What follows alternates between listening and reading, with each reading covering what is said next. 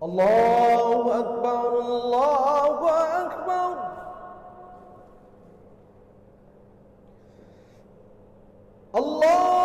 Kesadaran kita semua, kesadaran umat Islam untuk bangkit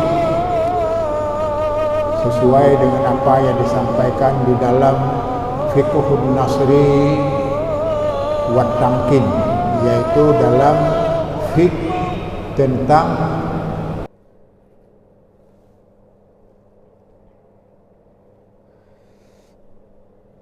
Asyhadu an la ilaha illallah.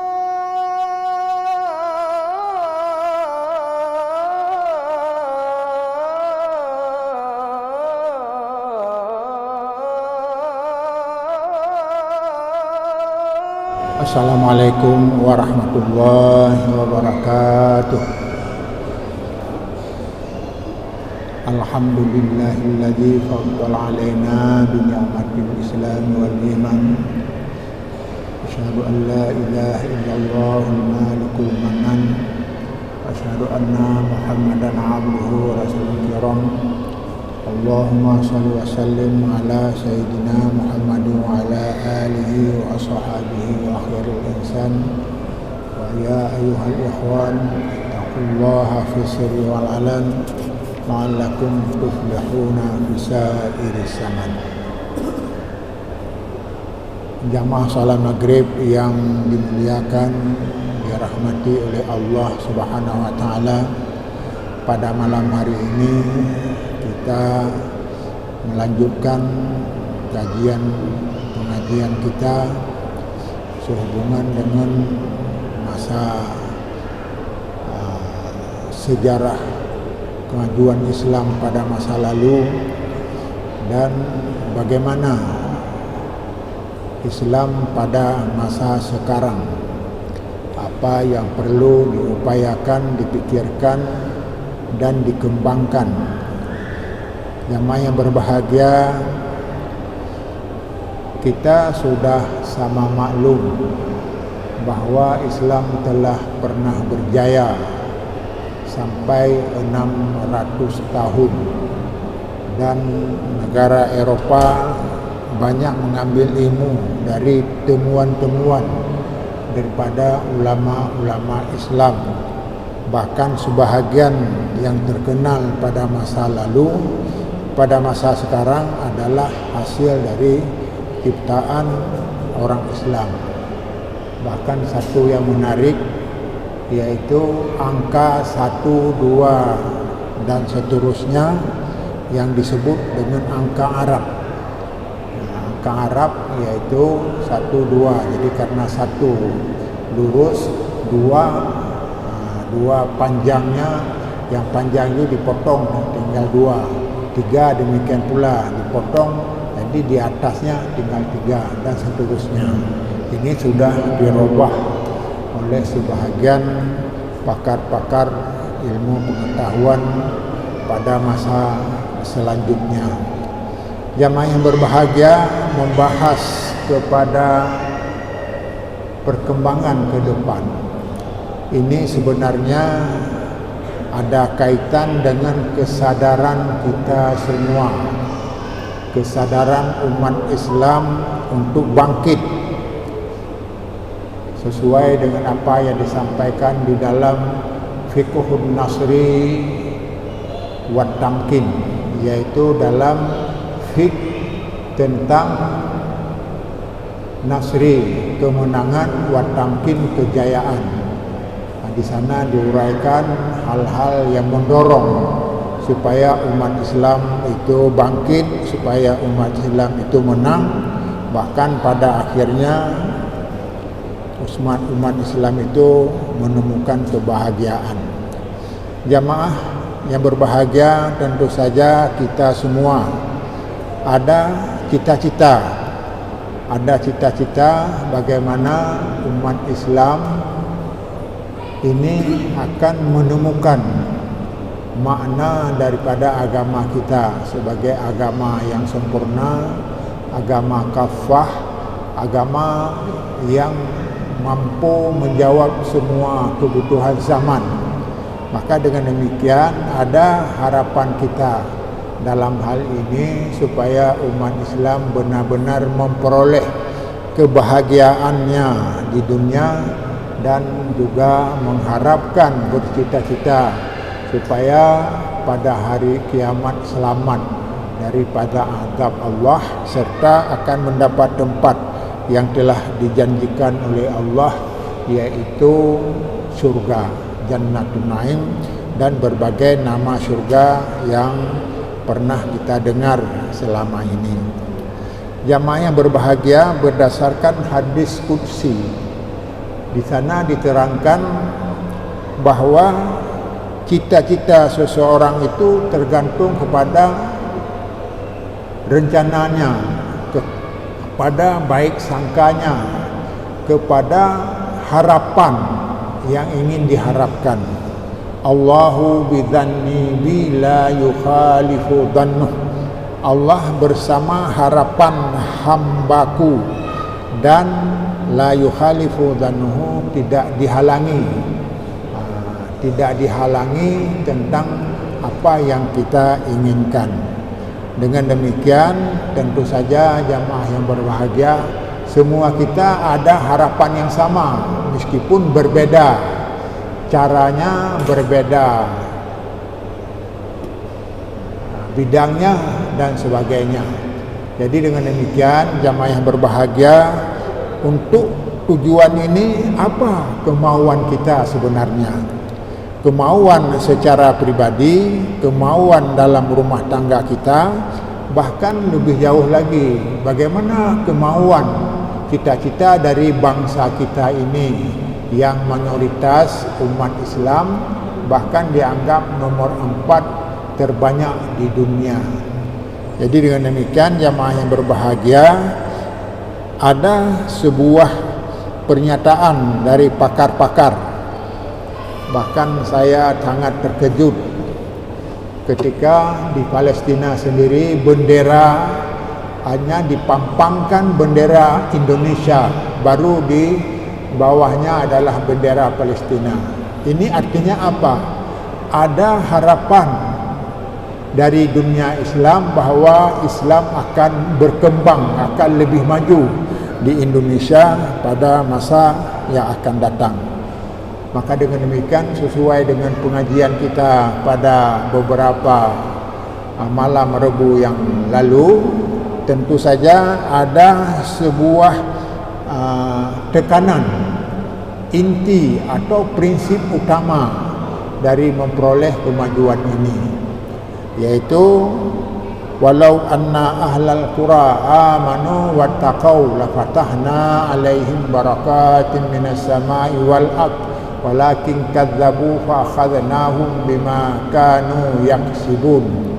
Artinya, andai kata sebuah bangsa, sebuah pulau beriman kepada Allah dan bertakwa kepadanya, insya-Allah, kata Allah, fatahna inna fatahna wattaqau la fatahna, sungguh kami akan memberi keberkatan kepada mereka, akan memberi keberkatan kepada mereka dari langit dan juga yang datang dari bumi. Artinya, kalau kita benar-benar memenuhi harapan agama kita yang telah dibawakan oleh Rasulullah sallallahu alaihi wasallam, yaitu diantaranya benar-benar beriman.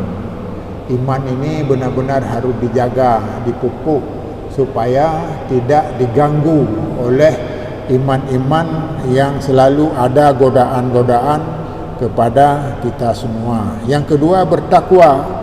Bertakwa adalah menjaga perintah Allah dan menjauhkan larangan, dan Allah akan menurunkan keberkatan, akan menurunkan nikmat, dan dalam arti lain akan menurunkan kemajuan kepada bangsa itu sendiri. Walakin kadzabu fa akhadnahum bima kanu yaksibun. Tetapi banyak orang yang tidak percaya, banyak orang yang ragu, sehingga membiarkan ajaran agama tidak diamalkan dengan baik, yang sehingga cita-cita yang seharusnya telah diberikan oleh Rasulullah dikembangkan, tetapi ternyata lalai dalam bidang ini. Karenanya fa'akhadnahum, maka dihukumlah bima kanu yaksibun, karena kelalaian itu. Maka ternyata benar sekarang umat Islam hampir di mana-mana selalu ada tantangan. Hampir di mana-mana belum merasa gembira, apalagi menang dan jaya. Jadi dengan demikian, salah satu di antaranya, kembalilah menjalankan perintah Allah dengan baik. Janji Allah tidak pernah diingkari. Janji Allah selalu akan berhasil. Dan ini saja kita melihat di Palestina banyak kegiatan yang telah menunjukkan bahwa Islam mampu, walaupun barangkali tantangannya akan sangat besar. Karenanya jamaah yang berbahagia, salah satu mewujudkan cita-cita ini adalah kita harus sadar, harus menghayati kelemahan kita sendiri. Jadi lazim kita sangat tahu bahwa Islam bagus, bahwa kalau ada maulid sekarang tentu diperingati dengan serius, bahwa Islam itu adalah agama ya'lu wa la yu'la alaih, yang tertinggi dan tidak ada yang tinggi yang lain, bahwa Islam itu adalah mampu mengatur secara kafah dunia ini dan sebagainya. Apalagi kalau di Aceh sudah berlaku tentang syariat Islam itu sendiri. Jamaah yang berbahagia, maka karenanya untuk sadar terhadap kelemahan kita apa? Yang pertama, bagaimana kita mengharapkan maju sedangkan ilmu untuk kemajuan itu tidak ada. Bagaimana kita mengharapkan lebih daripada orang lain sementara kita tidak mampu bersaing, mampu bersaing dengan orang lain, dengan bangsa lain. Jadi dengan demikian, salah satu di antaranya adalah menggalakkan ilmu pengetahuan secara sempurna. Kafah, arti mana kafah? Menyangkut dalam semua aspek kehidupan. Maka karenanya ada sebuah kelemahan kita sekarang ini tidak mampu membaca hal ini. Saya adalah salah seorang alumni pesantren, alumni dayah. Alumni dayah tentu saja memahami kelemahan-kelemahan masa lalu. Di antaranya adalah masalah kurikulum. Kurikulum kita dari dulu ratusan tahun berlaku sampai sekarang. Bahkan tidak ada rencana untuk merubahnya karena takut merubah dan sebagainya. Ini adalah pandangan sebahagian dari masyarakat. Jadi dengan demikian, kurikulum kita ini tidak sesuai dengan kebutuhan zaman. Tidak sesuai bukan berarti meninggalkan Islam, tetapi yang dimasukkan ketinggalan ini adalah karena kita tidak menyesuaikan kurikulum itu dengan kebutuhan. Misalnya contoh, saya di daerah dulu belajar fikah, pagi fikah, siang fikah, malam juga fikah. Jadi sementara di dalam Al-Quran mengenai fik ini adalah hukum Islam ini hanya 5 dan sampai 7%. 6.236 ayat adalah mencakup semua bidang termasuk ilmu pengetahuan dan sebagainya. Maka karena belum dimulai, maka terasalah bahwa kita sangat bangga, sangat bahagia dengan kitab-kitab yang ada. Waktu kami di Arab Saudi, kami datang ke toko-toko besar, ke kitabnya yang banyak. Maka kami tanya satu kitab, fiqh, yaitu bajuri yang kami belajar dari kelas 2 di Dayah itu kelas 2 diajarkan. Kemudian karenanya tidak ada lagi kitab itu, tidak ada kitab itu. Itu bajuri itu nama kampung, bukan nama ulamanya, katanya begitu. Jadi kalau salah itu orang itu yang memberi jawaban.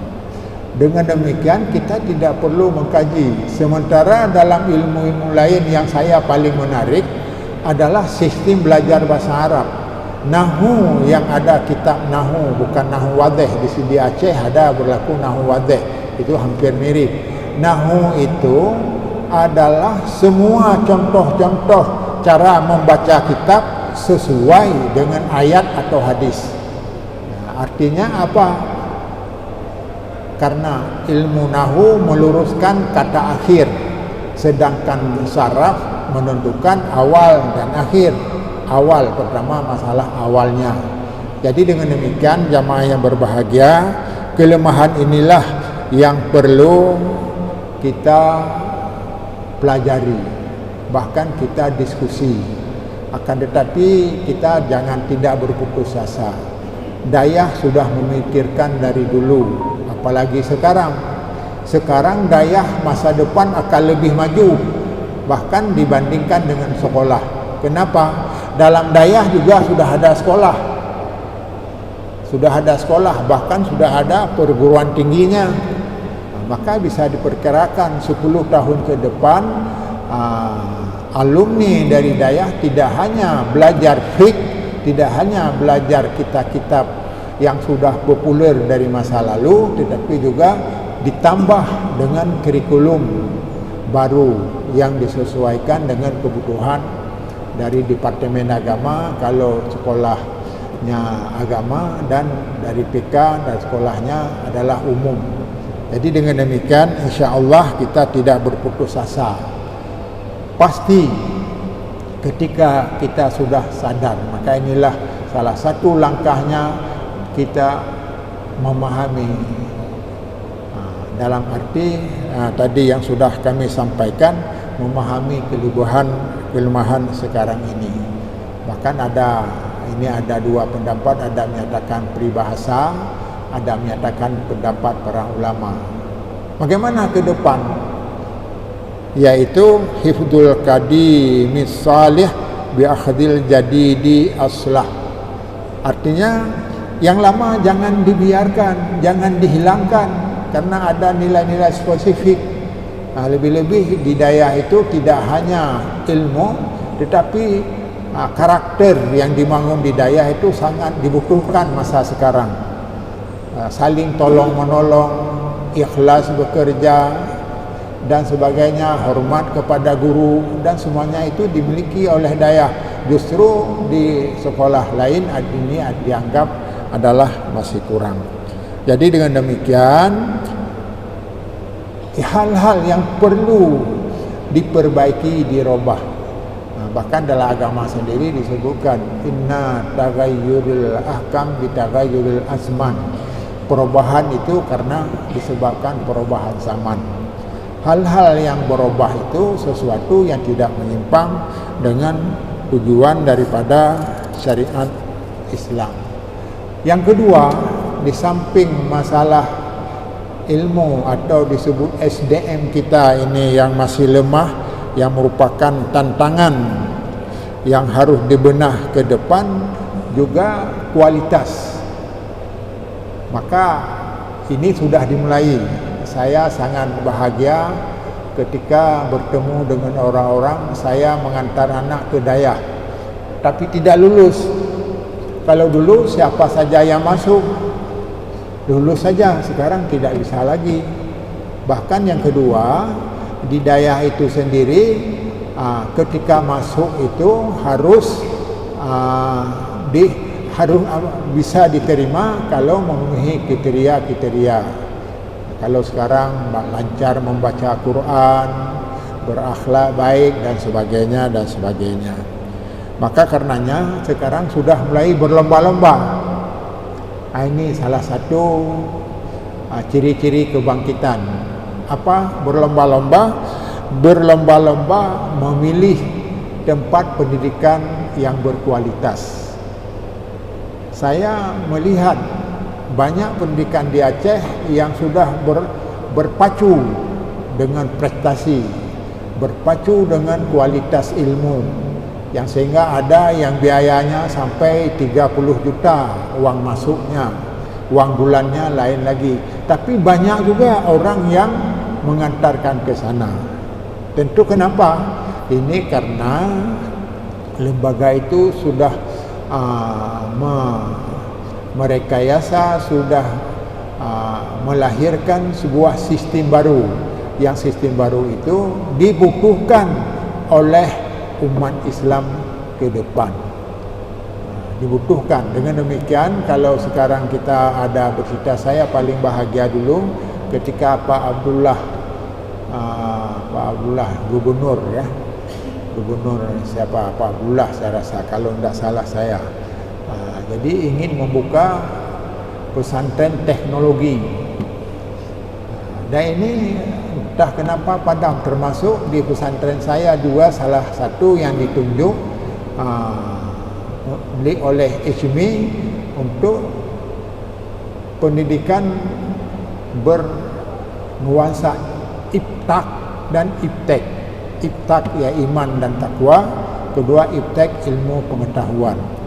Pada waktu sudah jalan, tapi sekarang saya periksa di daya itu sudah seperti tidak berjalan lagi, karena Pak Habibie pun sudah tidak pernah lagi mengatur bidang ini. Jamaah yang berbahagia, maka dalam hubungan dengan penjelasan ini, tentu saja kepada kita semua harus menyadari, sebab menyadari lebih bagus daripada dipaksa. Apalagi ada kesan sekarang, siapa yang lebih baik, siapa yang ngomong. Ini salah sekali. Jadi ini tidak lagi berpijak kepada yang mengomongnya, tetapi dilihat dari faktanya. Di lapangan bagaimana, lebih-lebih dalam masalah kebersihan. Kalau dulu dianggap Dayak kurang bersih, banyak orang berkudis dan sebagainya. Sekarang ini lebih bagus di pesantren dari di rumah. Itu sudah ada upaya-upaya seperti ini. Jadi dengan demikian, jamaah yang berbahagia, dalam kesempatan ini kami mengajak rekan-rekan semua untuk memikirkan dengan serius bagaimana pola pendidikan ke depan yang sehingga produk alumni lulusan dari pendidikan itu mampu memenuhi harapan umat, mampu menjawab kebutuhan-kebutuhan di lapangan. Tidak hanya mampu dalam, kalau istilah kami di pesantren ini ada dari kanan ke kiri, yaitu kitab yang tidak berbaris, tidak diberi harkatnya. Kemudian sekarang juga diajarkan kitab atau pelajaran yang bermula dari kiri ke kanan, yaitu Melayu, bahasa Indonesia dan sebagainya. Maka inilah sebenarnya ada beberapa pesantren di Jawa sudah memulai, karena kami pernah berkunjung banyak pesantren di Pulau Jawa melihat mana yang lebih bagus. Maka di sana kami tanya, karena ini di Aceh ada satu kesan. Apa kesan? Pelajaran agama harus banyak dari pelajaran umum. Jadi karena pelajaran agama harus banyak berurun, maka diaturlah sehingga kalau lebih sedikit tidak boleh, harus dikurangi umumnya, banyak agamanya. Maka sama kami tanya, satu di antaranya adalah pada sekolah Gontor. Saya tanya, berapa persen agama, pelajaran agama, berapa persen pelajaran umum? 100% agama, 100% umum. Ini yang menarik. 100% agama, 100% umum. Kenapa demikian? Tidak ada pemilihan agama dan umum. Yang dibutuhkan apa dalam agama kita? Apakah hanya bersuci, berwuduk dan sebagainya itu dianggap agama? Sementara yang lain yang berhubungan dengan kebutuhan masyarakat sekarang kita biarkan. Jadi dengan demikian persentase kuliah pelajarannya tergantung daripada kebutuhan. Kalau anak-anaknya bagaimana? Maka sekarang mudah-mudahan ke depan tidak susah lagi.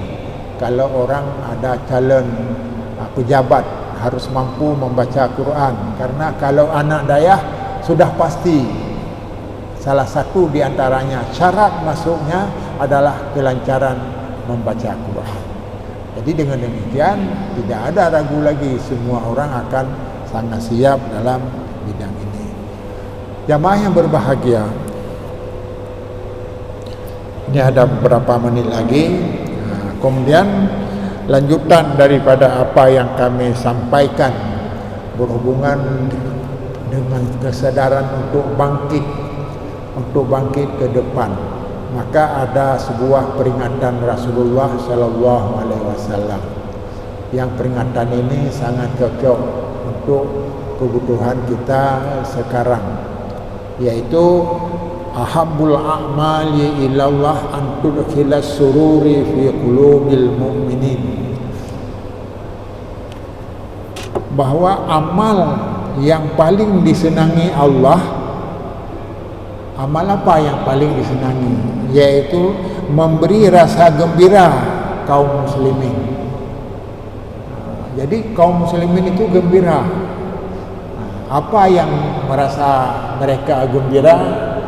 Karena telah memenuhi kebutuhannya. Misalnya kalau pendidikan alumni mereka itu bisa berguna. Bisa berguna tidak hanya setelah tamat, tidak ada kegiatan apa-apa lagi. Bahkan inilah yang menyebabkan kemunduran kita. Setelah keluar dari pendidikan tidak bisa diharapkan banyak karena tidak didukung oleh ilmu-ilmu yang dipelajari.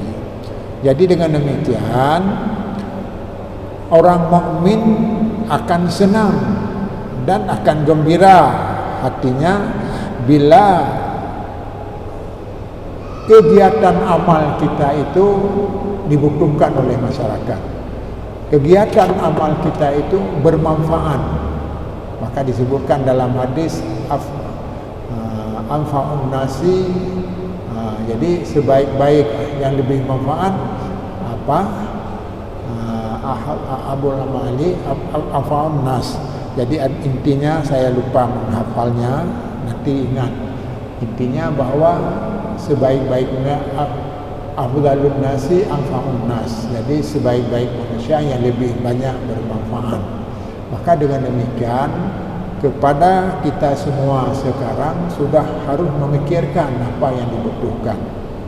Bahkan ada hal-hal yang sangat dibutuhkan. Sekarang tidak ada lagi orang senang ribut. Ini tidak suka lagi orang ribut-ribut. Bahkan kalau dulu antara satu dengan lain pernah ribut. Bahkan sekarang pusaka lama juga masih berkembang. Apa manfaatnya kita beribut? Apalagi masalah khilafiyah, masalah ikhtilaf, bukan khilafiyah, ikhtilaf. Jadi dengan demikian, ikhtilaf perbedaan pendapat itu ada tempatnya. Kalau memang tempatnya dibenarkan oleh agama, kita tidak mempermasalahkan walaupun kita tidak setuju. Jadi dengan demikian, ke depan itu harus mampu meletakkan sesuatu pada tempatnya, terhindar dari perselisihan. Karena perselisihan itu akan melahirkan permusuhan. Permusuhan itu akan melahirkan kehancuran. Maka pada zaman dulu hal ini dibina, dikembangkan supaya bangsa kita itu tidak maju. Maka penjajah lebih kuasa, lebih mudah menguasainya dalam waktu yang lama. Jadi dengan demikian jamaah yang berbahagia, pada malam hari ini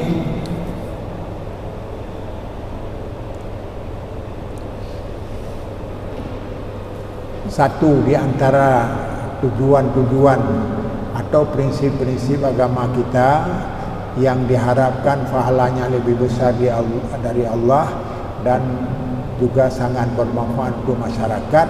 Bagaimana mewujudkan masyarakat itu gembira, lebih-lebih dalam suasana kampanye sekarang ini. Tidak hanya pandai menawarkan sesuatu indah didengar tapi tidak mampu dilakukan. Kenapa? Karena tidak siap dengan tujuan-tujuan yang diinginkan. Jadi dengan demikian ke depan jamaah yang berbahagia, marilah kita merintis hal-hal yang akan melahirkan semangat baru dalam membangkitkan Aceh ini, kalau khusus karena berada di Aceh. Bahkan akan kembalilah apa yang telah diakui oleh dunia. Dunia ini telah mengakui bahwa Aceh adalah Serambi Makkah. Yang memberi nama Serambi Makkah adalah bukan orang Aceh, tetapi orang di luar negeri. Bahkan dianggap bahwa Aceh adalah negeri yang paling adil, terkenal dengan masa Iskandar Muda. Orang di luar Aceh meminta hukuman, meminta diadili oleh orang-orang Aceh. Bahkan banyak orang yang sudah diadili akhirnya tidak kembali lagi ke negerinya, sudah menetap di Aceh. Banyak, bahkan orang yang naik haji sendiri jadi belajarnya ke Aceh. Jadi ini apa artinya? Aceh sudah lebih lama maju dibandingkan dengan sekarang, dan sekarang sudah mulai bangkit. Mudah-mudahan Allah memberkati kepada kita semua, dan insya Allah dengan ada kesadaran semua pihak, lebih-lebih di Aceh ini banyak lembaga-lembaga yang saling mendukung. Ada lembaga Majelis Ulama yang memikirkan bidang agama, maka kita ada masalah diserahkan kepada agama. Demikian pula pendidikan, ada pendidikan umum, pendidikan dayah, ini semuanya sudah melembaga. Demikian pula tentang syariat Islam. Syariat Islam yaitu ada lembaganya khusus mengenai syariat Islam ini. Saya rasa tinggal bagaimana mengolahnya, bagaimana merancangnya ke depan yang lebih sempurna. Demikian, mudah-mudahan ada pemahamannya. Wabillahi taufiq wal hidayah. Wassalamualaikum warahmatullahi wabarakatuh. Alhamdulillahi Rabbil Alamin hamdan yuwafi ni'amahu wa yukafi'u mazidah. Ya Rabbana lakal hamdu kama yanbaghi li jalali wajhikal karim wa 'azimi sultanik. Allahumma salli ala sayyidina Muhammad wa ala alihi wa sahbihi ajma'in. Allahumma a'inna ala dhikrika wa syukrika wa husni ibadatik. ربنا اغفر لنا ذنوبنا ولوالدينا وارحمهم كما ربونا صغارا ولجميع المسلمين والمسلمات والمؤمنين والمؤمنات الأحياء منهم والأموات برحمتك يا أرحم الراحمين. اللهم انصر إخواننا المسلمين المستضعفين في فلسطين. اللهم انصرهم على أعدائهم